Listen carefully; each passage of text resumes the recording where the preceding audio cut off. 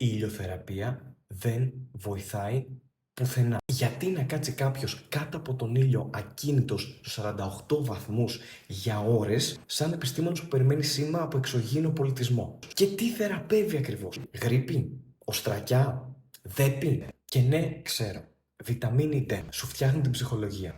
Αν είσαι ήδη καλά. Γιατί δεν έχω δει ποτέ μου καταθλιπτικό άνθρωπο να πηγαίνει σε παραλία και μετά να είναι καλά, μου έφυγε όλη η αγχώδης διαταραχή.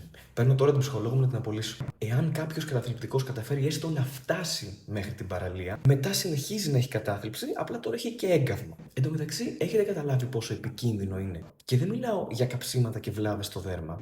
Έχετε μιλήσει ποτέ με άνθρωπο που έχει εκτεθεί για ώρες στον ήλιο? Είναι λες και έχει χάσει 50 βαθμούς IQ. Γι' αυτό και οι εκλογές είναι συνήθως καλοκαίρι. Αν έχετε έλλειψη σε βιταμίνη D, απλά πάρτε βιταμίνη D.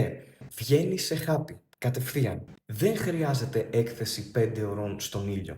Είναι σαν να θες να πιεις ένα ποτήρι νερό και να λες «Α, δεν θα πάω στη βρύση, θα περιμένω τον κύκλο του νερού».